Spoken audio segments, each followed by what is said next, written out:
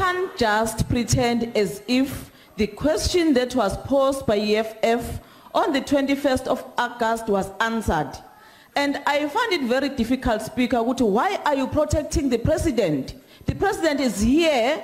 He must talk for himself without you to protect him. Maybe the President wants to answer the question that when is he going to pay back the money?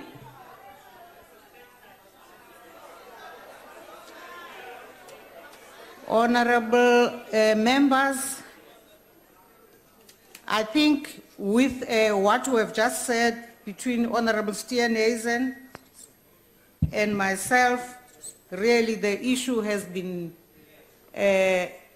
more than adequately canvassed, clarified, and we must reach a point on which we can proceed.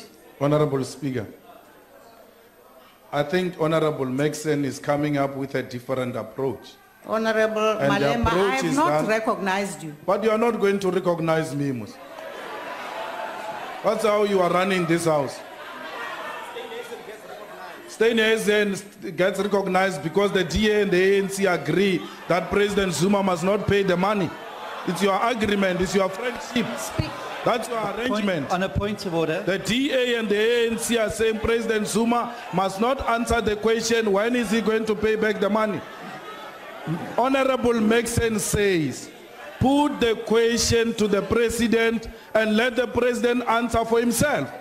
Let the President decide if he wants to answer that question or not. I thought this was a way forward. Honorable Malema, I actually don't want to throw anyone out, but you can't continue. You don't have such powers. You can't throw me out. You don't have such powers. Don't try to You are taking illegal decisions, so you can't throw me out. All we are saying, the President, you throw me out, you go to court.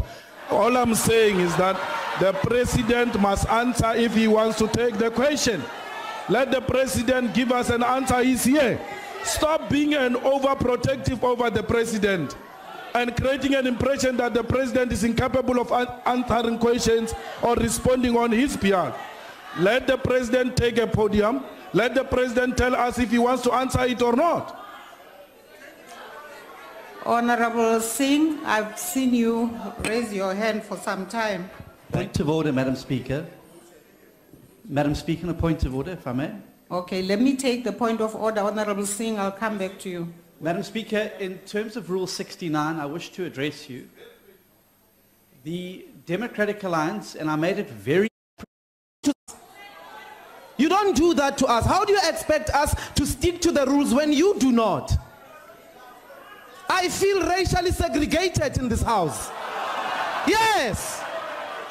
Yes. I said point of order, point of order, point of order. You did not recognize me. The Honorable Steenhuisen stands, says point of order once, and you take him. It must be noted today that we feel racially segregated by yourself, Honorable Speaker.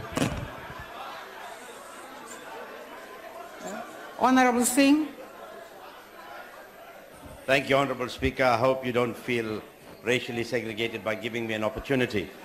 Madam Speaker, I think the issue here is not the answer to the question. The moot point is whether the question was answered on the 21st of August. And in considering this matter at the Chief Whip's Forum and subsequently at the Programming Committee, objected because there was a follow-up question by the UDM, which was the first follow-up question. And how do you know that question of the UDM was answered before it was asked?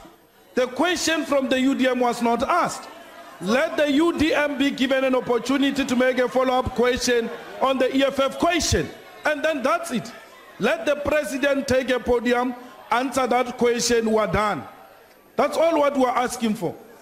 There were going to be 3 supplementary questions. I don't know of any rule that says only the main question gets to be answered.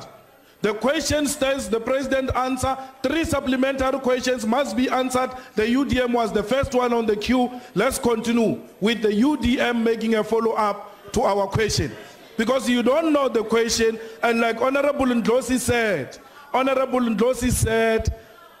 maybe the other parties were going to bring a different angle to the question, which will lead to the president giving a relevant answer. And don't undermine what this guy says about racial discrimination. When we were taken out of this house, because we are black and young people, it was easy for you to order police to remove us here.